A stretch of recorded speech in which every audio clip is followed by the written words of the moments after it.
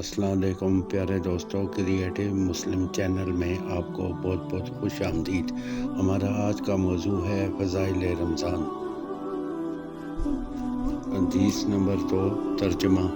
ابو ہریرہ رضی اللہ تعالیٰ عنہ نے حضور اکرم صلی اللہ علیہ وسلم سے نقل کیا کہ میری امت کو رمضان شریف کے بارے میں 5 چیزیں مخصوص طور پر دی گئی ہیں جو پہلی امتوں کو نہیں ملی ہیں۔ یہ کہ ان کے منہ کی بدبو اللہ کے نزدیک مشک سے زیادہ پسندیدہ ہے، یہ کہ ان کے لیے دریا کی مچھلیاں تک دعا کرتی ہیں اور افطار کے وقت تک کرتی رہتی ہیں۔ جنت ہر روز ان کے لیے آراستہ کی جاتی ہے۔ پھر حق تعالیٰ فرماتے ہیں کہ قریب ہے کہ میرے نیک بندے دنیا کی مشقتیں اپنے اوپر سے پھینک کر میری طرف آویں۔ اس میں سرکش شیاطین قید کر دیے جاتے ہیں کہ وہ رمضان میں ان برائیوں کی طرف نہیں پہنچ سکتے جن کی طرف غیر رمضان میں پہنچ سکتے ہیں۔ رمضان کی آخری رات میں روزہ داروں کے لیے مغفرت کی جاتی ہے۔ صحابہ رضی اللہ تعالیٰ عنہم اجمعین نے عرض کیا کہ یہ شب مغفرت شب قدر ہے۔ فرمایا نہیں، بلکہ دستور یہ ہے کہ مزدور کو کام ختم ہونے کے وقت مزدوری دے دی جاتی ہے۔ تشریح۔ نبی کریم صلی اللہ علیہ وآلہ وسلم نے اس حدیث پاک میں 5 خصوصیتیں ارشاد فرمائی ہیں جو اس امت کے لیے حق تعالیٰ شانہ کی طرف سے مخصوص انعام ہوئیں۔ پہلی امت کے روزہ داروں کو مرحمت نہیں ہوئی۔ کاش ہمیں اس نعمت کی قدر ہوتی اور اس خصوصی عطیہ کے حصول کی کوشش کرتے۔ اصول خصوصیت یہ کہ روزہ دار کی منہ کی بدبو جو کہ بھوک کی حالت میں ہو جاتی ہے، حق تعالیٰ شانہ کے نزدیک مجھ سے بھی زیادہ پسندیدہ ہے۔ شرح حدیث کے اس لفظ کے مطالب میں 8 قول ہیں جس کو موطا کی شرح میں بندہ افضل نقل کر چکا ہے، مگر بندہ کے نزدیک ان میں سے 3 قول رائج ہیں۔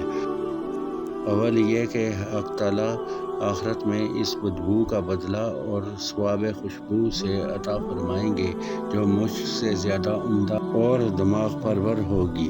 دوسرا قول یہ ہے کہ قیامت میں جب قبروں سے اٹھیں گے تو یہ علامت ہوگی کہ روزہ دار کے منہ سے ایک خوشبو جو مشک سے بھی زیادہ بہتر ہوگی وہ آئے گی۔ اور تیسرا مطلب جو بندہ کی ناقص رائے میں ان دونوں سے اچھا ہے وہ یہ کہ دنیا ہی میں اللہ کے نزدیک اس بو کی قدر مشک کی خوشبو سے زیادہ پسندیدہ ہے۔ دوسری خصوصیت مچھلیوں کے استغفار کرنے کی ہے۔ اس سے مقصود کثرت سے دعا کرنے والوں کا بیان ہے۔ متعدد روایات میں یہ مضمون وارد ہوا ہے۔ بعض روایات میں ہے کہ ملائکہ اس کے لیے استغفار کرتے ہیں۔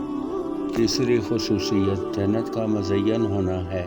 یہ بھی بہت سی روایات سے وارد ہوا ہے۔ بعض روایات میں آیا ہے کہ سال کے شروع ہی رمضان کے لیے جنت کو راستہ کرنا شروع کر دیا جاتا ہے، اور باقاعدگی کی بات یہ ہے کہ جس شخص کے آنے کا جس قدر اہتمام ہوتا ہے اتنا ہی پہلے سے اس کا انتظام کیا جاتا ہے۔